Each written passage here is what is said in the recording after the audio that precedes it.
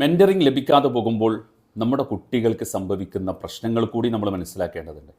അതിലേറ്റവും പ്രധാനപ്പെട്ട ഒന്ന് ഈസിലി ഇൻഫ്ലുവൻസ്ഡ് എന്നുള്ളതാണ്. അവരുടെ ജീവിതത്തിൽ അവരുടെ മുമ്പിൽ വന്നു വരുന്ന എല്ലാ പ്രവണതകളും എല്ലാവിധ ട്രെൻഡുകളുടെ മുമ്പിലും അവർ വശംവദരായി പോകുന്നു എന്നുള്ളതാണ്. ഇങ്ങനെ പലതരത്തിലുള്ള തെറ്റായതും ശരിയല്ലാത്തതും ദ്രോഹകരവുമായ പല ചിന്തകൾ, കാഴ്ചപ്പാടുകൾ, അത്തരത്തിലുള്ള പലതരത്തിലുള്ള അഭിരുചികളോടും എല്ലാം തന്നെ അവർ വശംവദരായി പോകുന്നു എന്നുള്ളതാണ്. മറ്റൊന്ന് ഈസിലി ഡിസ്ട്രാക്റ്റഡ് എന്നുള്ളതാണ്. അവരുടെ ശ്രദ്ധ ചിതറിപ്പോകുന്നു, ഒന്നിലും കൃത്യമായി ഫോക്കസ് ചെയ്യാൻ കഴിയുന്നില്ല, പലതിലും അവർ കുഴഞ്ഞു മറിഞ്ഞു കിടക്കുന്നു. ഇതാണ് രണ്ടാമത്തെ പ്രശ്നം. മൂന്നാമത്തത് നോ വാല്യൂസും, ധാർമ്മികമായ മൂല്യങ്ങളോ ചിന്തകളോ കാഴ്ചപ്പാടുകളോ ഇല്ലാത്തവണ്ണം നമ്മുടെ തലമുറകൾ പുതിയ കാലഘട്ടത്തിൽ വലിയ പ്രതിസന്ധികൾ അഭിമുഖീകരിക്കുന്നു എന്നുള്ളതാണ്. മറ്റൊന്ന് നോ ക്ലിയർ പർപ്പസ്, കൃത്യമായ സ്വഭാവത്തിൽ ജീവിതത്തിൻ്റെ ലക്ഷ്യം എന്താണെന്ന് മനസ്സിലാക്കി, ഞാൻ എന്ത് ചെയ്യണമെന്ന് മനസ്സിലാക്കി അങ്ങനെ മുന്നോട്ട് പോകാൻ കഴിയാതെ പരാജയപ്പെടുന്നു എന്നുള്ളതാണ്. നോ റെസിലിയൻസ്, മറ്റൊരു പ്രശ്നം എന്ന് പറയുന്നത് അവർക്ക് മുമ്പിൽ വരുന്ന പരീക്ഷണങ്ങളും പ്രതിസന്ധികളെയും പ്രതിരോധിക്കാനുള്ള കരുത്തില്ലാതായിത്തീരുന്നു. ഇതെല്ലാം മെൻറ്ററിങ് ഇല്ലാതായി പോകുമ്പോൾ നമ്മുടെ മക്കളിൽ സംഭവിക്കുന്ന വലിയ പരാജയങ്ങളാണ് എന്ന് നമ്മൾ തിരിച്ചറിയേണ്ടതുണ്ട്. വലിയ ജീവിത സാഹചര്യം സൃഷ്ടിക്കുന്ന ധാരാളം വെല്ലുവിളികളുണ്ട് നമ്മുടെ ലോകത്ത്. അത് ഏറ്റവും കൂടുതൽ ബാധിക്കുന്നത് നമ്മുടെ മക്കളെ തന്നെയാണ്. അഥവാ ഒന്ന് മൊബൈൽ അഡിക്ഷനാണ്. ഞാൻ പറയാതെ തന്നെ നിങ്ങൾക്കറിയാം മൊബൈൽ അഡിക്ഷനുമായി ബന്ധപ്പെട്ടുകൊണ്ട് എന്തെല്ലാം പ്രയാസങ്ങൾ നമ്മുടെയൊക്കെ വീടുകളിലും കുടുംബങ്ങളിലും കലാലയങ്ങളിലും ക്യാമ്പസുകളിലും സംഭവിച്ചുകൊണ്ടിരിക്കുന്നു എന്നുള്ളത്.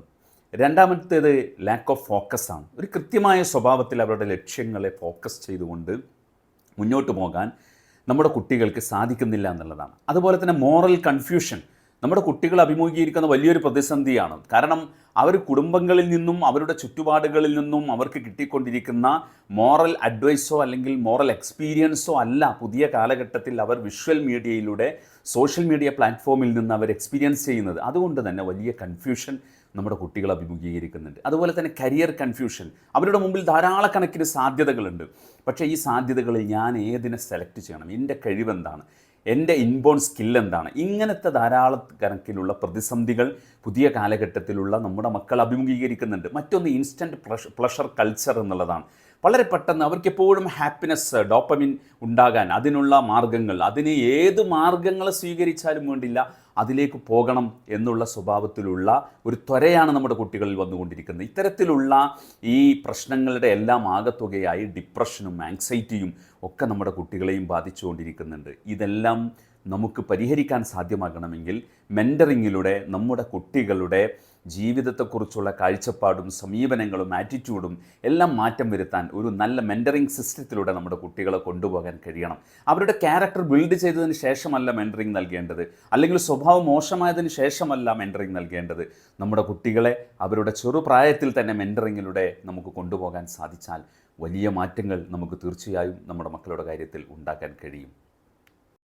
പുതിയ കാലത്ത് നമ്മുടെ രക്ഷിതാക്കളെ ഏറെ അലട്ടുന്നൊരു വിഷയമാണ് ഈ സോഷ്യൽ മീഡിയ കാലത്ത് നമ്മുടെ കുട്ടികളെ എങ്ങനെയാണ് ഏറ്റവും മികച്ച സ്വഭാവ ഗുണങ്ങളുള്ള അച്ചടക്കമുള്ള ഒരു കുട്ടിയായി വളർത്തുക എന്നുള്ളത്. അഥവാ മെൻറ്ററിങ്ങുമായി ബന്ധപ്പെട്ടുകൊണ്ടുള്ള കാര്യങ്ങളിലേക്കാണ് പലരുടെയും അന്വേഷണങ്ങൾ ചെന്നെത്താറുള്ളത്. യഥാർത്ഥത്തിൽ നമ്മൾ മനസ്സിലാക്കേണ്ടത് പുതിയ കാലത്ത് നമുക്ക് നമ്മുടെ പാരൻസിൻ്റെ ശ്രദ്ധയോടൊപ്പം അധ്യാപകരുടെ ശ്രദ്ധയോടൊപ്പം വളരെ അനിവാര്യമായി ഒന്ന് നിർവഹിക്കേണ്ടതുണ്ട്. അതാണ് മെൻറ്ററിങ് എന്ന് പറയുന്നത്. പാരൻസിൽ നിന്നും ടീച്ചേഴ്സിൽ നിന്നും ലഭിക്കാത്ത ചിലത് മെൻറ്റേഴ്സിൽ നിന്ന് അവർക്ക് ലഭിക്കുന്നുണ്ട്. ഡയറക്ഷനാണ് അതിൽ ഏറ്റവും പ്രധാനപ്പെട്ട ഒന്ന്. അഥവാ ധാരാളം ഇൻഫർമേഷൻസ് നമ്മളെ കുട്ടികൾക്ക് ലഭിക്കുന്നുണ്ട്, പ്രത്യേകിച്ച് സോഷ്യൽ മീഡിയയിൽ നിന്ന് അവർ കാണുന്നതും കേൾക്കുന്നതും ഒക്കെ ആയിട്ടുള്ള കാര്യങ്ങൾ. അതിൽ ഗുണപരമായ കാര്യങ്ങളുണ്ട്, എന്നാൽ ദ്രോഹകരമായ കാര്യങ്ങളുമുണ്ട്. അതുകൊണ്ട് അത് മാറ്റി നിർത്തുക എന്നുള്ളത് പുതിയ കാലത്ത് ഒരിക്കലും സാധ്യമാകുന്ന ഒന്നല്ല. അപ്പോൾ അതുകൊണ്ട് തന്നെ നമ്മുടെ കുട്ടികളെ ഏറ്റവും ക്വാളിറ്റിയുള്ള കുട്ടികൾ, പുതിയ കാലത്തേക്ക് യോഗ്യതയുള്ള കുട്ടികളാക്കി വളർത്തണമെങ്കിൽ നമ്മുടെ പാരൻസിനോടൊപ്പം ടീച്ചേഴ്സിനോടൊപ്പം അവർക്ക് അവരുടെ ജീവിതത്തിൽ മെൻറ്ററിങ് നിർവഹിക്കാൻ പറ്റുന്ന ഏറ്റവും യോഗ്യനായ പ്രാപ്തനായ ഒരാളെ കണ്ടെത്തി കൊടുക്കുക എന്നുള്ളത് രക്ഷിതാക്കളെ സംബന്ധിച്ചിടത്തോളം അവരുടെ ബാധ്യതയാണ്. മെൻറ്ററിങ് എന്നതിലൂടെ വലിയ മാറ്റങ്ങൾ നമ്മുടെ കുട്ടികളിൽ യഥാർത്ഥത്തിൽ ഉണ്ടാക്കിയെടുക്കാൻ സാധിക്കുന്നതാണ്.